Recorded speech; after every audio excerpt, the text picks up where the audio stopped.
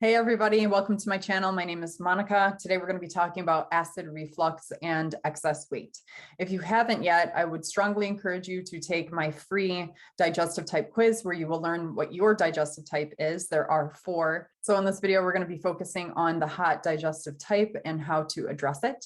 So I'm going to go ahead and switch my screen and just jump right in. Okay, so this is Tom, and Tom suffers from acid reflux, excess weight, and he is the hot digestive type.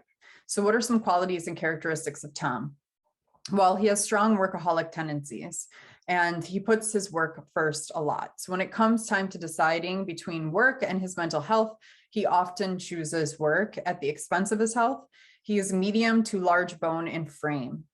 Mentally and emotionally, he feels alone in his endeavors, like all of the weight is on his shoulders. He's irritable, critical, and angry. He suffers from intense cravings for sugars, carbs, and/or alcohol, and he has high blood pressure as well. He also has insomnia, acid reflux, difficulty losing weight, and he suffers from aches and pains throughout his body, inflammation, and he is stuck in a negative stress state. So what about this makes Tom the hot digestive type? The workaholic tendencies, always putting work first, irritability, feeling critical and angry. Acid reflux is the big one. The inflammation in his body, suffering from aches and pains, and being in this sort of aggressive, negative stress state of mind are all signs pointing to the hot digestive type. Tends to make huge health goals, but never really reaches them. He often promises he's going to start something, but he never really does. And he avoids doing the health practices that he knows he needs.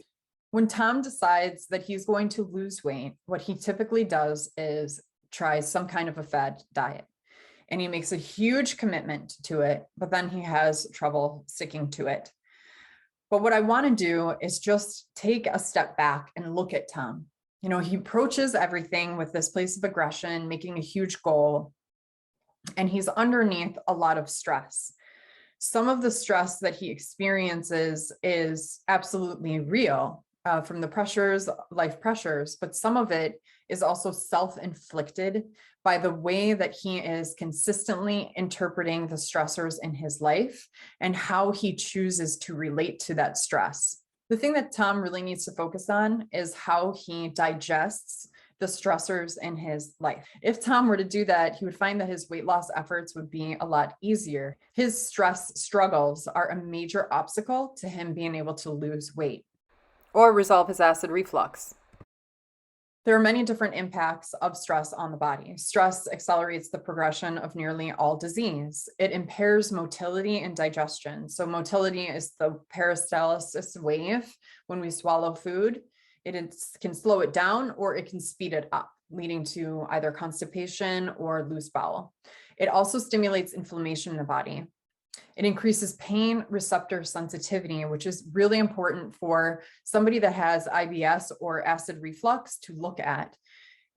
This means that the studies are showing that men and women who have anxiety and also have acid reflux or IBS have heightened pain receptor sensitivity, which means that even though there isn't changes in their digestion, more or less hydrochloric acid secretion, for example, they are interpreting slight changes in their digestion to be more painful than they really are. It doesn't mean that it's not real. It doesn't mean that it's all in their head, but the biomechanics of what's happening in their body is revealing that it's not so much acid reflux as it is the way that stress and anxiety is impacting their physiology. And that's huge, huge information when you are approaching a therapy to resolve your digestive issue. It also increases sugar cravings and binge episodes. It impacts how we hold onto fat. Somebody who is underneath a lot of stress, trying to lose weight, has the challenge of the way that our physiology holds onto fat in the body, increasing or decreasing weight. It also impairs vagal tone, increasing or decreasing hydrochloric acid production in the body, and it can stimulate hormones that tell us to eat. So for Tom, it's really important, again, for him to address his stress response. When we are underneath chronic stress, it can lead to nervous system dysregulation. And so what can happen to a person is they start to hyperreact to situations that aren't really threatening or stressful.